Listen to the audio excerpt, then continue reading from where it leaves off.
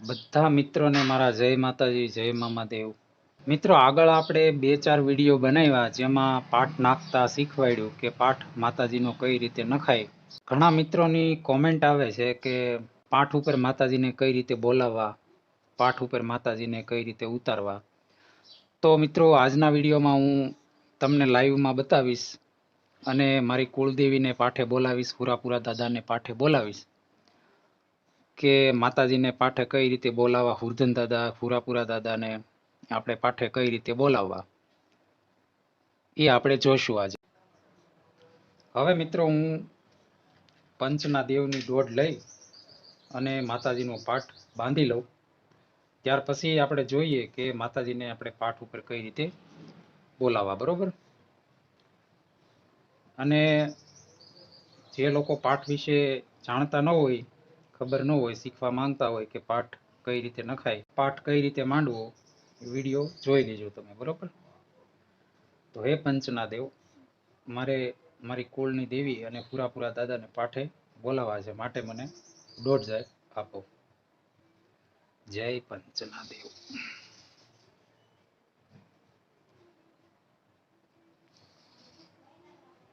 4 ને 4 8 ને 4 12 ને 13 નો વધાવો. 2 4 6 8 ને 10. આ પંચના દેવની દોઢ આવી ગઈ, બરોબર. હવે હું પાઠ બાંધી લઉં, પછી આપણે આગળ વધીએ. જય પંચના દેવ.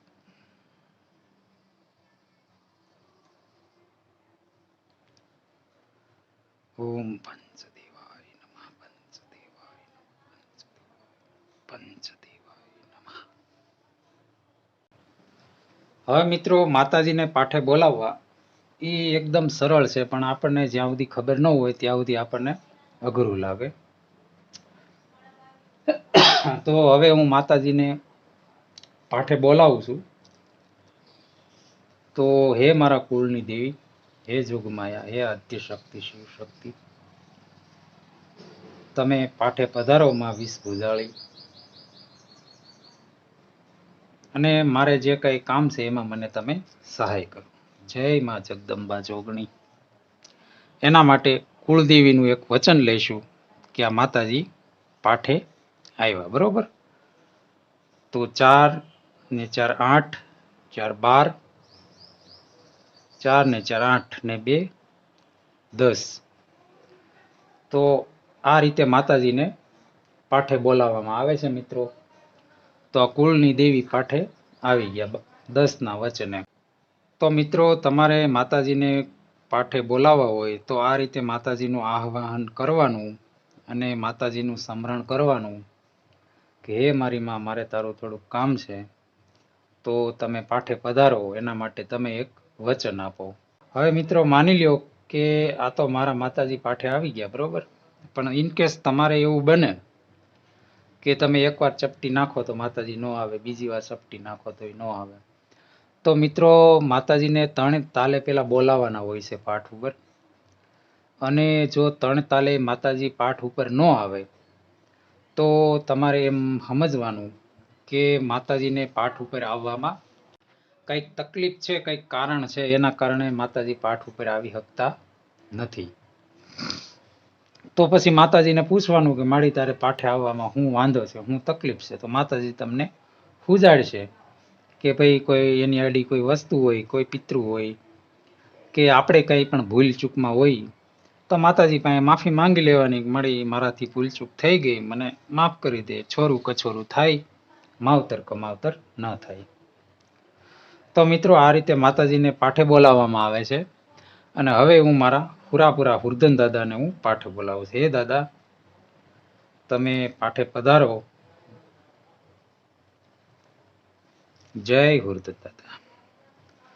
તો હુરાપુરા હુરધન દાદા હોય એનો વધાવો લેવામાં આવે છે, એકી સંખ્યા.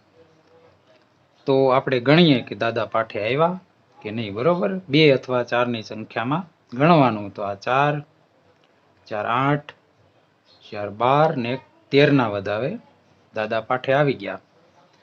તો માની લ્યો ઇનકેસ કે તમારા હુરાપુરા હોય, હુરધન હોય, પાઠે કદાચ ન આવે તો મિત્રો 3 તાલે જ પૂછવાનું, 3 ચપટી નાખવાની, 3 ટ્રાય જ કરવાની, ચોથી ટ્રાય નહીં કરવાની. ચોથી ટ્રાયમાં આપણે દાદાને પૂછવાનું કે આપણા કળનો પૂરો હોય, હુરધન હોય, કે દાદા તમને પાઠે આવવામાં શું વાંધો છે, કાંઈ મિસ્ટેક હોય કે તમે કાંઈ અમારાથી રિહાણા હોય તો દાદા છોરું કછોરું થાય, માવતર કમાવતર ન થાય, અમે તમારા બાળ છીએ, તમારા સંતાન છીએ દાદા, તો અમારી ભૂલચૂક માફ કરો અને તમે પાઠે પધારો, વધાવે તમે પાઠે ઉતરો, આવી પ્રાર્થના કરવાની મિત્રો. અને મિત્રો આ રીતે આપણી કુળદેવી હુરાપુરાને પાઠે બોલાવી, જે કાંઈ વાતચીત કરવી હોય, જે કાંઈ સવાલ જવાબ કરવા હોય, પછી આપણે આપણું કામ કરી શકીએ. હવે મિત્રો આપણે આ જે માતાજીના દાણા છે, આ દાદાના દાણા છે, પછી આ દાણા જે છે એ આ ઝાડની હારે ભેગા નહીં કરી દેવાના. હવે આ જે આપણે માતાજી પંચના દેવનો પાઠ બાંધ્યો છે બરોબર, તો આ જે દાણા છે માતાજીના એને અલગ રાખવાના. આ રીતે આપણે પંચના દેવના જે દાણા હોય એની હારે માતાજીને અહીં બેસાડી દેવાના, અને હુરાપુરા કે હુરધનને પણ અહીંયા બેસાડી દેવાના.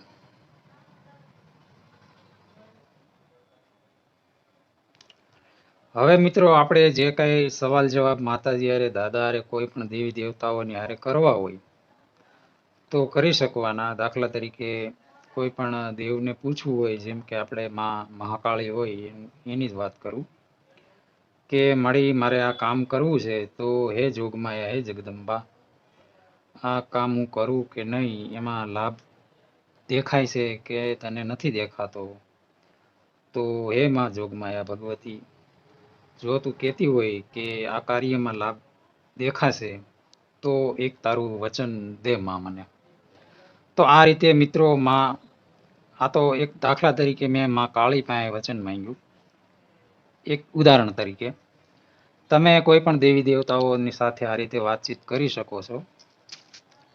પછી 2ની સંખ્યામાં અથવા 4ની સંખ્યામાં દાણા ગણવાના, અને આ રીતે માતાજી હા પાડે અથવા ના પાડે બરોબર, એ પ્રમાણે આપણે નિર્ણય લેવાનો, આપણું કામકાજ કરવાનું.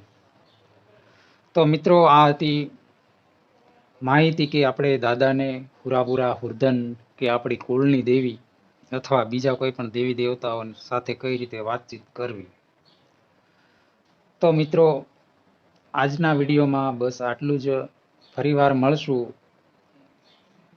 એક નવા વિડીયો સાથે. કંઈક નવું જાણવા મળે, કંઈક નવું શીખવા મળે. તો બધા મિત્રોને મારા જય માતાજી, જય મા મહાદેવ.